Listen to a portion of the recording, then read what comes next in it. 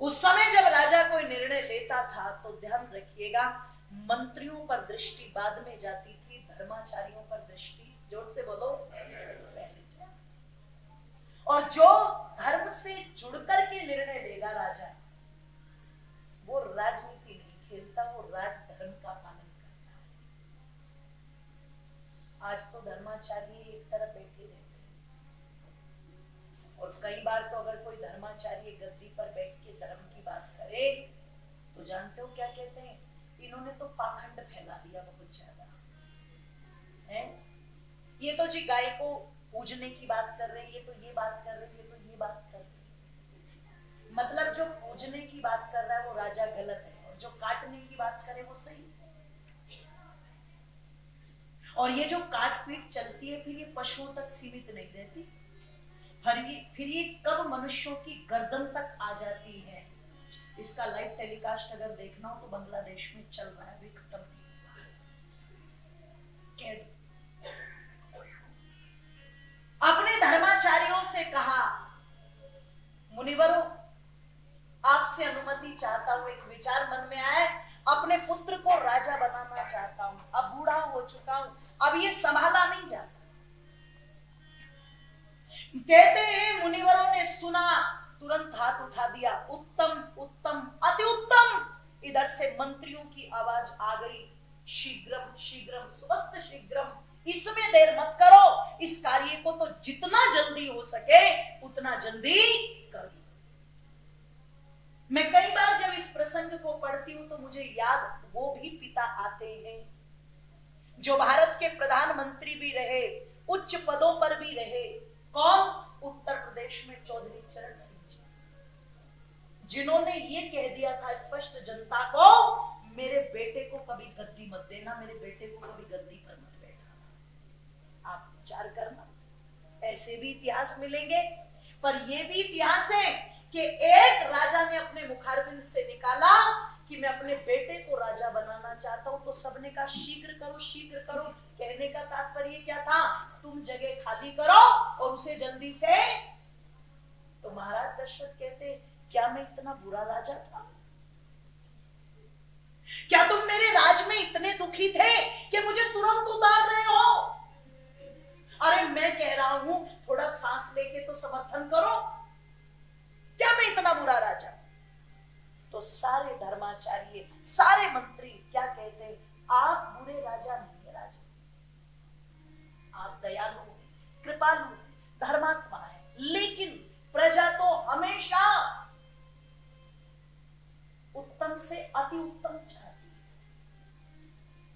और इस समय ये पूरी अयोध्या जानती है, पूरा आर्यावर्त जानता है, गुणों में, शालीनता में, सदाचार में, व्यवहार में, वाणी माधुर्य में, शौर्यता में, हर प्रकार से आपके पूरे कुल में अगर सबसे ज्यादा कुलीन कोई है तो वो आपके ज्येष्ठ पुत्र राम हैं। अगर राम गद्दी पर बैठ जाए तो इससे बड़ा सौभाग्य हमारे लिए कोई हो नहीं सकता।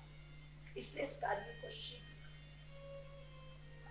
गदगद हो गए महाराज दशरथ, श्री रामचंद्र जी को बुलवाया और राजधर्म का पूरा उपदेश पूरी सभा के सामने किया। सोचना, आज आपके घर में छोटे छोटे बच्चे होते हैं ना माता बंधु, एक छोटा सा बच्चा, जो बच्चा मुश्किल से 7 साल का, 8 साल का, 9 साल का है, और यदि उसका कोई दोस्त बैठा हुआ है, उस दोस्त के सामने अगर आप अपने बच्चे को जरा सा डांट भी दो, बुरा मत मानिए, तो बच्चा तुरंत आपको कह देता है, आपने मेरे फ्रेंड के सामने मेरी, जोर से बोलो, आओ जरा स्वर्ग कैसे बनेगा।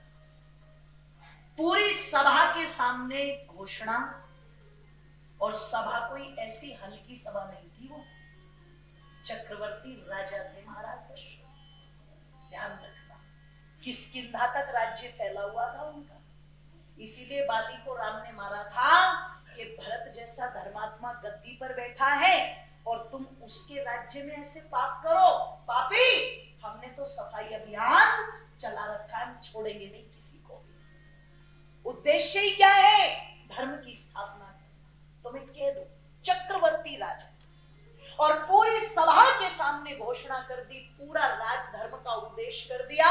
और पूरा राजधर्म का उपदेश करके जब रामचंद्र जी को विदा कर दिया तो रात्रि में फिर बुलवाया महाराज दशरथ ने, अब अकेले में बुलवाया, और अकेले में बुलवा करके क्या कहते, राम मैं चाहता हूं ये कार्य शीघ्र अति शीघ्र हो जाए। कितना शीघ्र? इतना शीघ्र जब तक भरत अपनी ननिहाल में बैठा हुआ है ना, तब तक तुम्हारा राज्याभिषेक हो जाना। जोर से बोलो। अच्छा एक बात बताना आप मुझे, आप यहाँ रहते हैं डलहौजी में, और आपका कोई बेटा दिल्ली में, नोएडा में, यूएसए में या दूसरी जगह में, आपके घर में कोई बहुत बड़ा फंक्शन होना है, किसी की शादी होनी है जी, तो आप क्या कहोगे रिश्तेदारों से? हम जी डेट फिक्स करेंगे जरूर, पर अपने आधार पर नहीं। किसके आधार पर? बोलो। अगर हमारे बच्चों को इन डेट में छुट्टी है और वो आ पाएंगे तो ये डेट फिक्स होगी, नहीं तो इसको बदला भी। और महाराज दशरथ क्या कह रहे हैं, जब तक भरत अपनी ननिहाल में मामा के आए तब तक ये काम हो जाना। इसका मतलब कोई ना कोई गड़बड़ तो बस है। घर में अगर एक दूसरे से छिपा कर के कोई कार्य करना चाहते तो उसका परिणाम बहुत गलत होगा, और वो गलत परिणाम आपके घर में कब नरक बना देगा आपको पता भी नहीं चलेगा।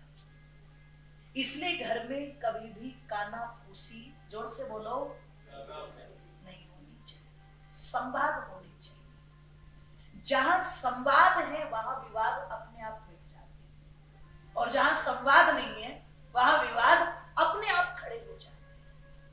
महाराज दशरथ इतना बड़ा निर्णय ले रहे हैं, और क्या कह रहे हैं, एक बेटे को कह रहे हैं दूसरा बेटा जब तक वह ना तब तक ये काम हो जाना। कोशिश तो बहुत की करने की, पर हुआ क्या? एक मंथरा ने घर की नींव हिलाने में देर नहीं लगाई। हिला दी कि नहीं हिला दी? बोलो।